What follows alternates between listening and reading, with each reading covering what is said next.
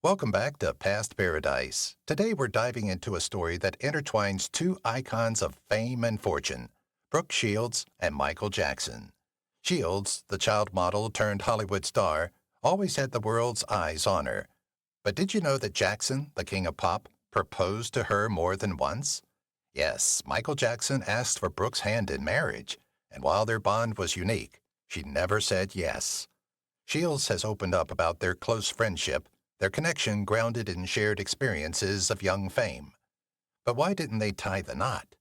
As Brooke transitioned from the glamour of modeling to the grit of acting, while even attending Princeton University, she focused on finding herself.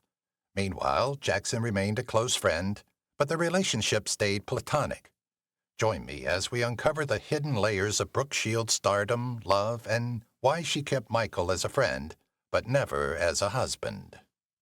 A legal dispute from early life. Brooke poses for pictures that were used in a book called Sugar and Spice in the 1970s. The book publisher didn't use Brooke's pictures in the end, and Terry, Brooke's mother, got into a court battle with the photographer over who owned the rights to the pictures. Brooke was a child at the time, so the snaps could be private property if they were used wrongly. The judge decided that the photos belonged to the shooter after hearing the case in court. This is because Brooke was a model at the time the picture was made. It's interesting that her mother could have claimed ownership of the pictures if she had been acting as a kid artist instead. As a marriage falls apart, a career is taking off. Her parents gave her a chance to become a model very early on, but things were going wrong in paradise. Brooke was raised by parents who got a split when she was young. This made her parenting even more unusual and tough. Brooke was getting modeling jobs, even though her family was coming apart. An ad for Ivory Soap gave them a big break. People called Brooke the most beautiful baby in America because of the campaign. Brooke's long career on stage and screen was built on the success of this early campaign. The most beautiful child in the United States. That's a big compliment at such a young age. How does a girl move on? Brooke's life was very different from that of her friends. She and her folks tried to keep her life as normal as possible at the same time. Brooke had a lot of different interests that she used to pass the time between modeling and school. All of them got her closer to other people her age who shared her interests. Her favorite things to do are dancing, horseback riding, and playing the piano. In everything, she tried to find a middle ground so she could live in both the modeling world and the kid world. What's going on behind the scenes? From the outside, it looked like Brooke's life was going really well.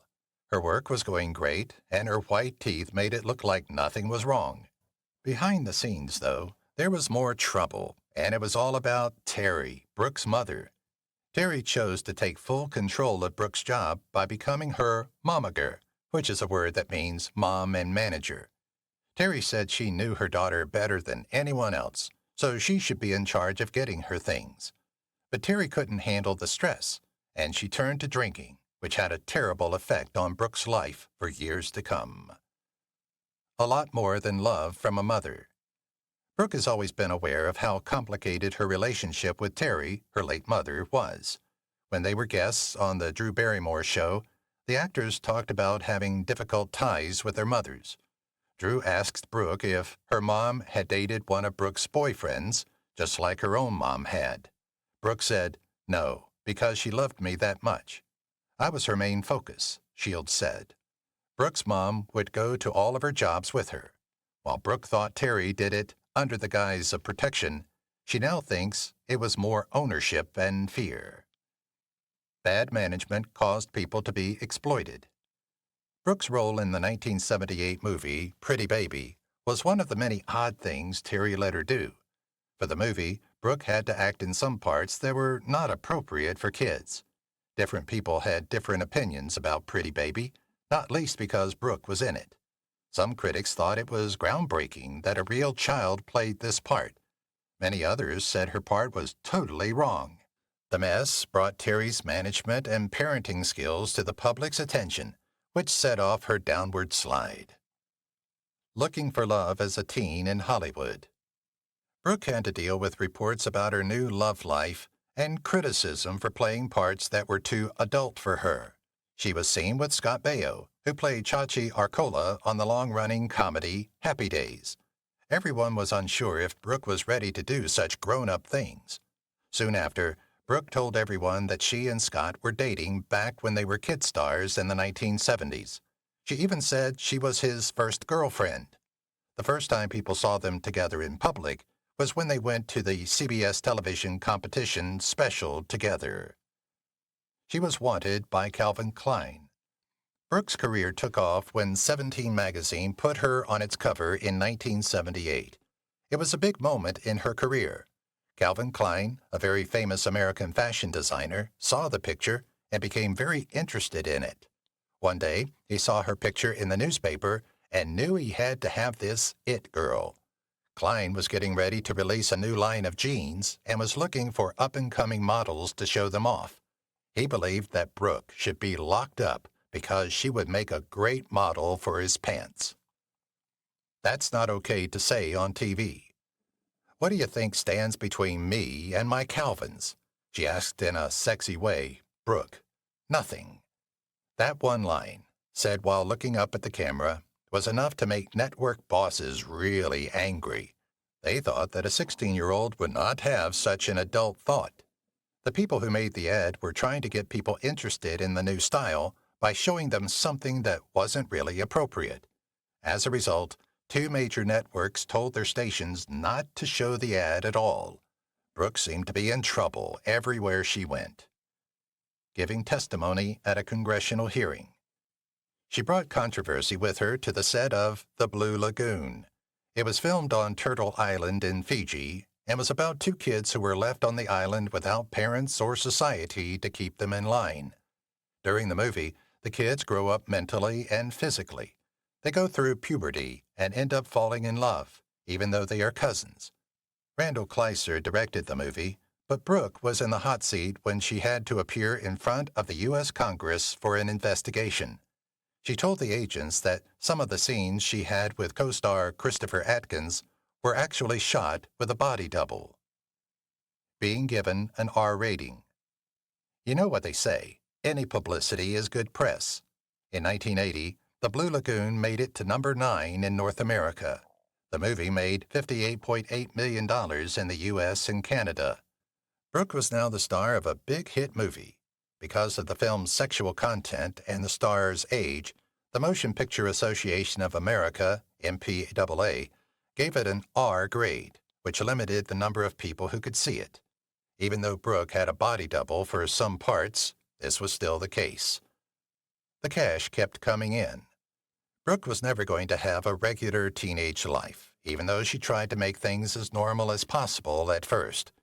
In the U.S., her picture was in every paper and on every movie screen. She was well known. That's not all of it. It was crazy how much money she was making by the time she was 16. In a single day, she could make $10,000, and she became more well-known after being on the pages of Vogue in France and Italy. Skilled in every area. Her job as a kid actor gave her chances to be on famous TV shows, which is pretty much every actress's dream. She was the youngest person to ever appear on The Muppet Show and on Fridays on ABC's live sketch comedy show. I think Brooke used to be a model, but it turned out she was great in front of film and video cameras. It was clear in her big movies like The Blue Lagoon and Pretty Baby, and it was also clear when she was on The Muppet Show with Gonzo. It was to protect herself. Brooke was determined to stay single for as long as possible, even though she played adult parts when she was young. In the Shields family, it was a very important value that her mother pushed everyone to follow. Brooke said that she lost her virginity with star Dean Cain when she was 22 years old. She told herself that she ran out of the bedroom feeling like she had stolen someone's wallet because she was so full of guilt. Brooke did say, though, that it would probably have happened sooner if she had a better opinion of herself. Reaching goals and getting past limits. In the U.S., a lot of people have parties when they turn 21, but Brooke chose to do something different. She could have just gone out with her friends for drinks. Instead, she was on the cover of Playboy magazine in December 1986. It's interesting that Brooke probably got less criticism for being in the adult magazine than for some of her other parts. However, Brooke wore nothing to the picture shoot, which made people wonder what sexy thing she might do next. She had the best kiss of her life. Shields had a short but fun relationship with John F. Kennedy Jr. She remembers their date with love and says that JFK Jr. gave her the best kiss I've ever had in my life. Shields said, "I was so madly in love with him since the time I was 3. My mom would say, 'That's the boy you're going to marry.'" Luckily, they met on a skiing trip, but Shields didn't sleep with him because she was afraid of what might happen if they got closer. "The kiss was beyond not disappointing," Brooke said. But when she turned him down, he showed a less admirable side. She had to get a cab home, which was a little less chivalrous, she said. "He didn't look at me, and he didn't talk to me." This made her feel mixed emotions. On the one hand, I was like, "Shh." On the other, I was like, "Thank God, he showed his true colors." We think it was a lucky escape that things didn't work out. Even famous people admired her. It's no surprise that you end up taped to someone's wall or in their trunk if you model like Brooke does. But it means a lot more when the wall is owned by Michael Jackson, one of the best pop stars of all time. He said Brooke was one of the loves of my life, and that there were pictures of her on his wall, in his mirror, and everywhere else. MJ remembered, "I went to the Academy Awards, and this girl walks up to me and says, 'Hi, my name is Brooke Shields. Are you going to the party after?' I say, 'Yeah,' and think, 'Oh my God, does she know she's in my room?'" He said, "Man, we traded numbers, and I was up all night singing and dancing in my room because I was so happy." You want to marry a king? I think she loved me as much as I loved her. Father Michael Jackson. We went on a lot of dates. He and Brooke seemed to have a great time together because they went out a lot. He also said, "It was great." She told him that he asked her to marry him more than once. It seems that MJ really wanted to adopt a child with Brooke, which shows how much he loved her. But Brooke thought it was all pretty funny. She laughed off the offers and thought about having kids. Even with a big pop star, Brooke wasn't ready to get married. A lot of tears at the Jackson Memorial. The king of pop and Brooke were no longer close by the time he died. She spoke at his funeral and talked about all the good times they had together, even though she was sad. They said her act was fake because she was crying too much and false tears. But she really did feel that way. When I think about how we met and all the times we spent together, there was always some kind of caption that said something like an odd couple or an unlikely pair. But to us, it was the most natural and easy friendship. The stories they told. Brooke shed tears as she talked about the time she spent with Michael Jackson in her tribute to the late pop star. She remembered that they liked getting into trouble together. One memory is of the time she went to Elizabeth Taylor's wedding as his date. Before the ritual started, they split off from the rest of the group and looked around the house. In order to get a better look at the bride-to-be's wedding dress, they sneaked into Taylor's room. What a treat! They found Taylor herself asleep in a mess on the bed. How did they feel about each other? Jackson, on the other hand, told Oprah in 1993 that he and Brooke were dating. "Looks like Brooke didn't agree with you. It was clear that she wasn't really in love with him." This was a big reason why people were interested in what she said at his funeral. Gail Collins wrote in the New York Times that this made her think, "It was a little strange hearing Brooke Shields' teary testimony about her deep friendship with Jackson, given that she told reporters that the last time she saw him was at Elizabeth Taylor's 8th wedding in 1991. Getting people to live healthier lives. Putting her personal life aside, Brooke found a way to promote living a healthy life. Everyone was looking at her because she was the it girl. People were more aware of their health in the 1990s, especially when it came to exercise. Brooke found a way to show that women could be fit without giving up their beauty. Brooke had a great chance to support beauty and fitness in women. It was fun for her to write about her eating and exercise habits in magazines like Health and Fitness so that other people could learn how to get in better shape. How to look good on a date. Some people called Brooke a serial dater, which means she went on a lot of dates. The actor Liam Neeson, the singer Michael Bolton, and a number of other famous people were said to be interested in her. But after a while, she was ready to finally settle down. He met Brooke in 1993. Agassi was a famous tennis player.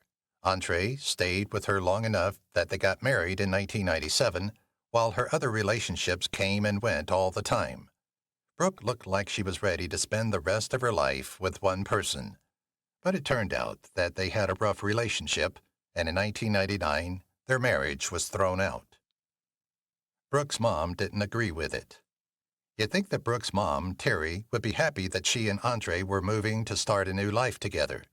In fact, it was the opposite. Terry did not want them to be together, which made Brooke and Terry fight very badly about it. Because of how bad the fighting was, Brooke finally fired her mother from her job as manager. Terry had been Brooke's boss for more than 30 years. Terry's involvement in Brooke's marriage problems was not the cause of their problems. Instead, Andre was the one who came with a dark secret. He was abusing drugs. It was that caused their marriage to end in the end. It's time for something new. Brooke had been modeling since she was 11 months old. She had been in a few movies, but she didn't think she was really an actress yet. That was her chance to show something about herself that people might not have seen before. The chance came in the form of a part on the TV show Suddenly Susan. She felt like she could breathe again when she watched TV. The show was a huge hit and was nominated for 2 Golden Globes while it was on. She was excited to show what she could do with bright people like Kathy Griffin, Judd Nelson, and Nestor Carbonell. Angry about some fur. Die-hard Brooke fans know that she is not only an evangelical vegan, but also a fierce fighter for animal rights groups. That is, until Copenhagen Fur made a mink fur coat with her name on it. That shocked everyone. Fans of animal rights were very upset by the news because Brooke spoke out against the fur business in 1989. The news caused a big scandal and a stir in the media. Groups like PETA started to closely watch what the star said and did. Brooke is the word. Brooke moved on to the Broadway stage after being on TV. As someone who had worked in front of a camera almost her whole life, this was a big step out of her comfort zone. People loved her in all of her parts, though. New York theatergoers were blown away by her in Grease, Cabaret, Wonderful Town, Chicago, and The Addams Family. In 2011, she played Morticia Addams in that last show, which was her last time on Broadway. After that, she put away her character shoes. By the way, she also gave up her flat at 458 Broadway. Love when you least expect it. Brooke was pretty tired of trying to find love because of how bad her past relationships had been. But a friend of hers wanted to put her in touch with someone, so Brooke agreed to try it. That's how she met writer and film director Chris Hinchey. Things worked out for Brooke and Chris, and they did pretty well. They got married after being together for 8 months. They chose to have a smaller wedding because Brooke had already been to a big wedding when she married Andre. Surprise, it's a wedding. Brooke and Chris chose to have a dinner party on Catalina Island, which is off the coast of California, with their closest family and friends. Their guests were shocked when they found out they were being asked to a wedding. It was a small wedding and party, but it was important to the pair. Since the wedding was a surprise, no one else knew about it, and the couple didn't get the huge amount of media attention that comes with a famous wedding. They didn't have an expensive wedding dress or a big party, which turned out to be good for them because they're still together. She looked up to her dad. Given that his daughter was famous and that his ex-wife was involved in her work, Brooke's father was the family member who got the least attention. In both his business career and as a person, Brooke looked up to her father a lot. Brooke went on Who Do You Think You Are after her father died, a TV show where famous people can learn about their relatives and family trees. When asked about the death of her father, she told them how sad she was. Losing things over and over again hurts your soul. The death of a father and the birth of a child. Brooke was 8 months pregnant and had to watch as her dad's health got worse, but he did not make it. His family had hoped he would live to see his granddaughter born. Brooke had her first child on May 15, 2003, 3 weeks after he died. It was hard for the whole family when Brooke's father died, and even the arrival of Brooke's daughter, Rowan Hinchy, couldn't make things better. Brooke was falling deeply into a deep sadness, not able to handle everything. Brooke was deeply affected by the death of her father. Even though she really wanted to enjoy the birth of her daughter, she couldn't because she was still sad, and it looked like there was no way out. It felt like the world was closing in on her. Brooke was already sad, but she was also dealing with a bad case of postpartum depression. It was about the worst possible time. Brooke was having a hard time keeping her emotions in check. Talking about her traumatic experience. To deal with her loss and her fight with postpartum depression, Brooke went through a long program of therapy. The events led to the writing of her book, Down Came the Rain. In magazine articles and on Oprah, she was honest about her sadness and the thoughts of suicide that kept coming back to her. She talks about this in her book. When she was depressed, she couldn't take care of her baby the way she should have.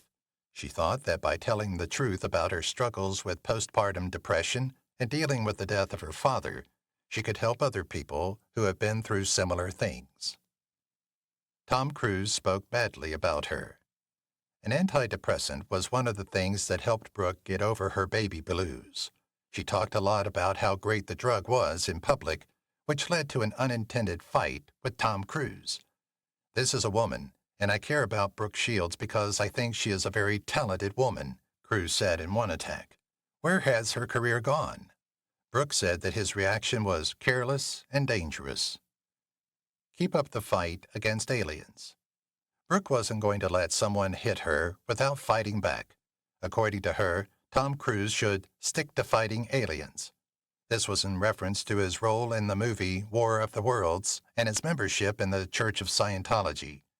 She also said that since he wasn't a mother himself, the movie star should let mothers decide the best way to treat postpartum depression. Brooke didn't want to stop at just a few lines about the fight with Tom. She chose to respond in another way to show how wrong Tom was being. Everywhere, at all times.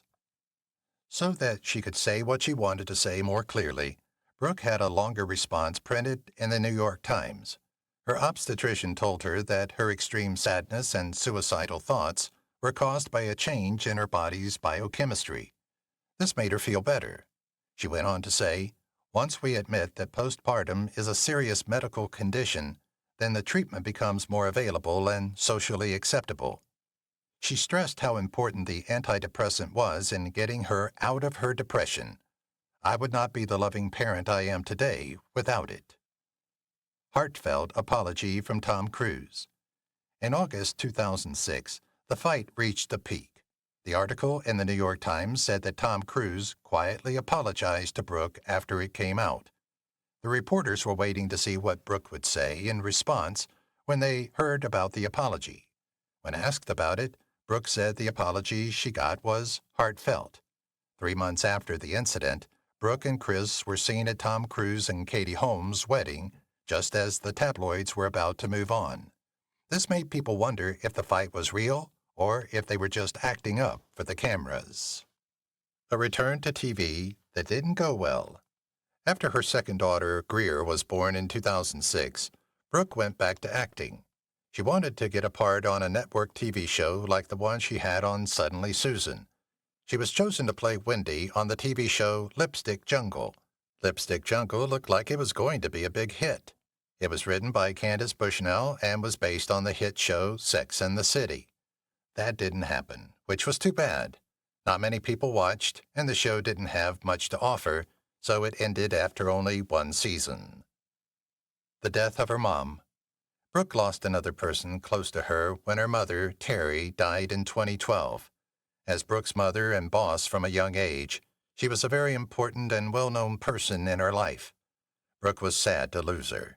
Their relationship was difficult, and she never got to work it out with her mother while she was living.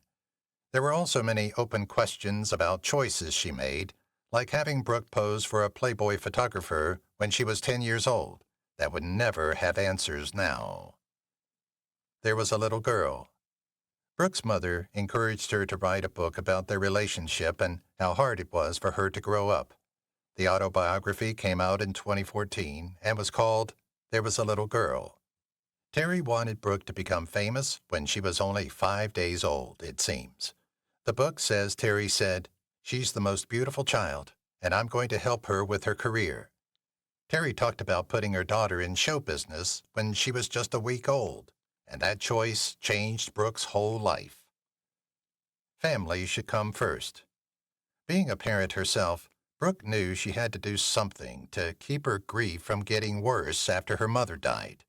She decided to focus on her daughters, giving them her time and attention, and generally being the best mother she could be. In an interview with The Guardian, Brooke said that she had to rule with an iron hand with her daughters and use parenting skills that she herself desperately needed as a child. Everything she did would be aimed at giving them a normal and healthy childhood. Late waking up. It seems like Brooke Shields, a famous sex icon, would easily own her sexuality. But surprisingly, she doesn't. In an interview, Shields said, "I was always terrified of intimacy because I was a virgin until I was 22. She also said that it wasn't until she was in her 40s that she started to think of sex as her experience, not someone else's, which she credits to her husband, Chris Hinchy. Besides that, she said it was very important to her to teach her two teenage daughters about sex ethics. Brooke, you go. Do not become a model until you are older." Brooke has not let her girls do any modeling, which is the opposite of what her own mother did. They should finish college first, then decide if they want to go into show business. Furthermore, she strongly thinks that letting a 15-year-old model causes major moral problems and that they should not be able to walk the runway or pose for ads. This way, she is choosing to stay away from the road that was pushed upon her from a very young age for her girls. A tough and demoralizing business. Brooke was asked in an interview what she thought about kids modeling. She said, "It's a tough and disheartening business. You have to be there for interviews and work when they want you to be there, and my kids aren't missing school."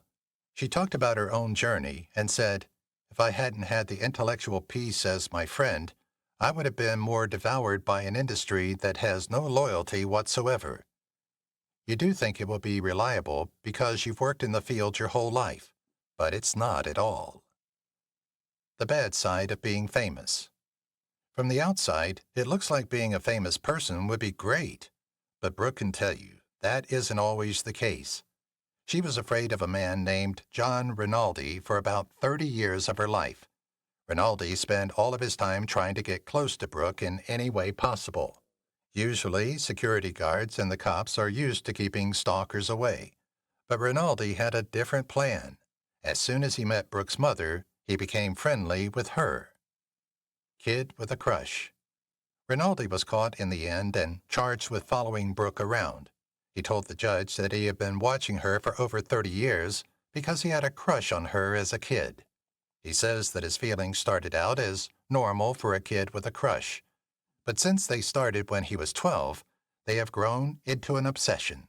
He promised to get close to Brooke in any way possible because he thought she was the most beautiful thing I'd ever seen in the world. 4 counts of stalking, which is a misdemeanor.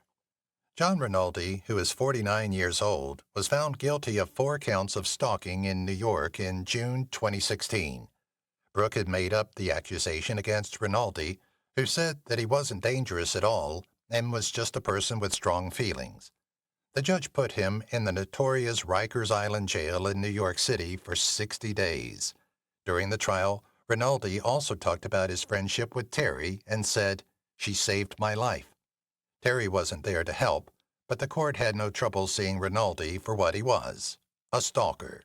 Rinaldi eventually only served 28 days of his 60-day term. Still going strong today. Brooke has worked as an actress for over 50 years, and she has always looked great in front of the camera. That shine has followed her to social media, where she is busy on Twitter, Facebook, and Instagram, all of which are very famous. Fans can see her personal thoughts and how she lives through the accounts. Seeing Brooke on social media is also a great way to remember how fit she is, even though she is 55 years old. She also wants to be an example for young people. She speaks out for the Chain of Confidence Smart Girls program, which is backed by Tupperware and tells girls to take care of their physical and mental health. Want to find the next job? Brooke is a big supporter of many causes, not just the Chain of Confidence program. Through the American Cancer Society and organizations for HIV/AIDS study, she has worked with groups. She hopes that her next job will be back in acting on a show that gives off the same happy vibe that she wants to give off to her viewers.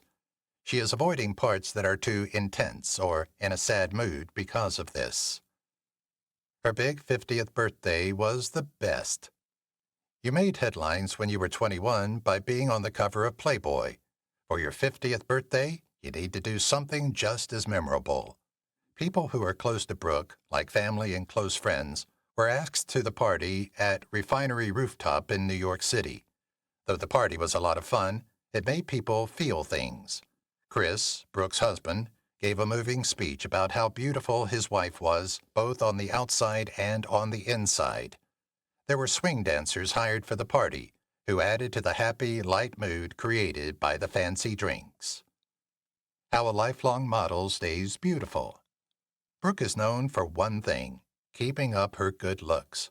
She is in her 50s and still does something she learned almost from birth.